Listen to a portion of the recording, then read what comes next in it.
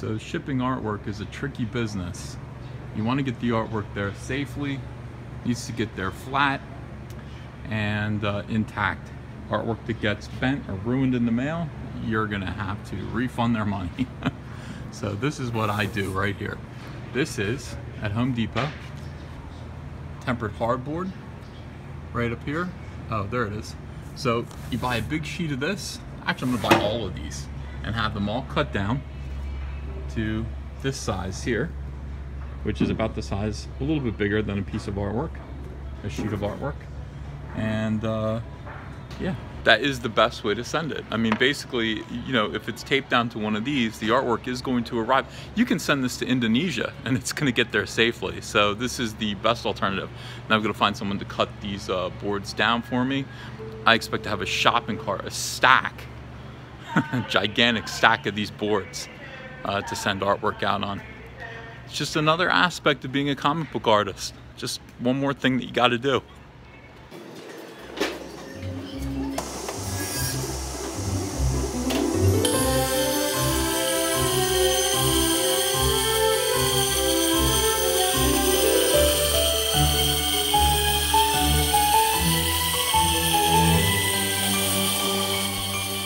While we wait, now's a good opportunity to observe perspective in real life all around us and see how maybe it can influence and inform our drawing.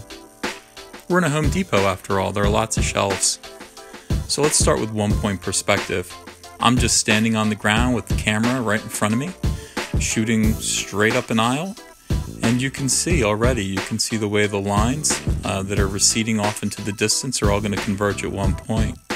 Furthermore, the people that are ahead of me there, well, since I'm just holding the camera right in front of my eyes, their heads are probably going to be right on the horizon line.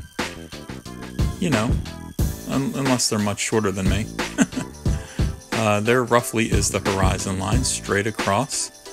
And you can see the lines converging right at the middle there, right at the center point. And all of those lines, even the ones on the shelves there, if I drew them all, and I'm drawing them very sloppily with my finger, they would all converge in the middle, and that is simple one-point perspective. The horizontal lines are all parallel, and the vertical lines are all parallel as well. There's a ladder over here. This is going to give me a chance to kind of raise the horizon line a little bit. I'm not supposed to get on this ladder, but I'm going to anyway. And let's see what happens if we raise our eye line. Yeah, this is still going to be one-point perspective. We're still shooting up an aisle. We have just raised our eye line. We're going to see more of the floor and a little less of the ceiling. And, you know, you could see the lines from the shelves converging to a point. Even though the shelves are not equal, they're not equal height, still the lines are going to converge at a point simply because of this perspective. You can see the red line now is the horizon line. That is my eye line. That is where the camera is.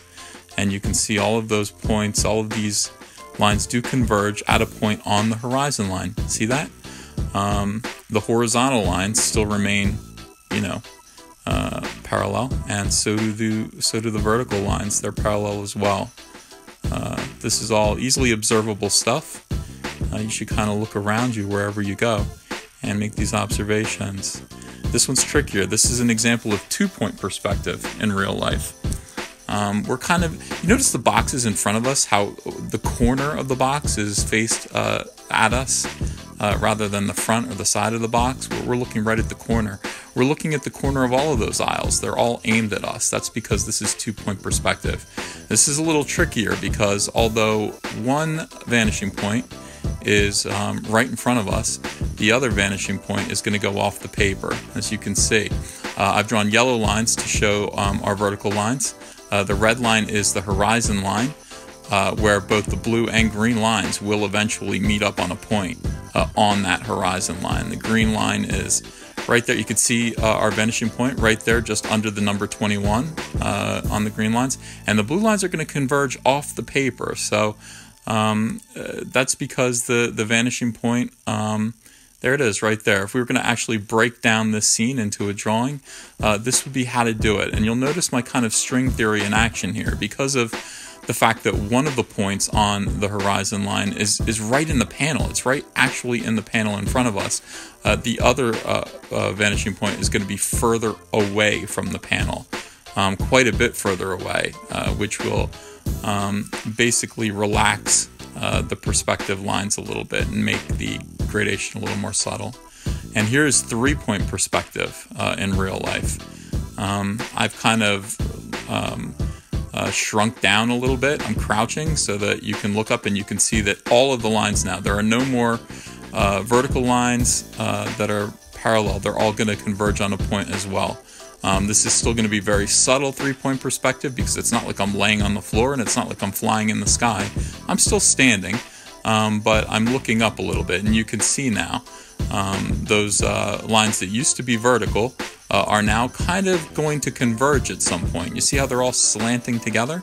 The red line at the bottom is the horizon line. That is my eye line. It's kind of low. And you can see that there is a point right in front of us. That is our first vanishing point.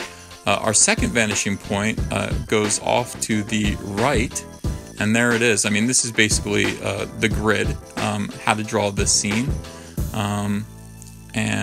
You know, because the vanishing points are so far off the page, I'm going to show you exactly where they would be. But this is what the grid would look like if you were going to draw that photograph. You can see again, string theory, one of the vanishing points is right in front of us. It's actually on the scene, which means that the other vanishing point, the one that goes off to the right, is going to be very, very, very far away.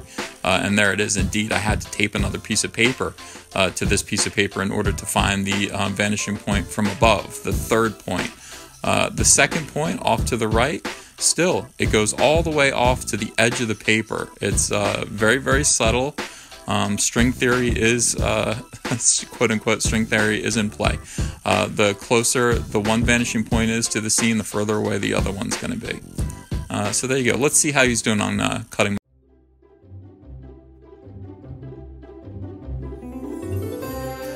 Mission accomplished. We got a whole lot of boards here. 12 big sheets worth of hardboard cut down to 11 3/4 by 17 1/4 inches, and yeah, we're all ready to ship artwork now all over the world. That's like 2 years worth of artwork boards.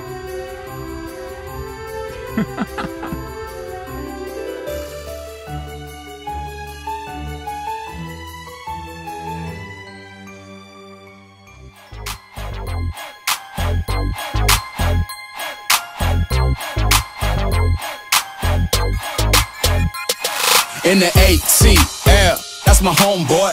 Watch your back if you're gonna walk alone, boy. Cause everybody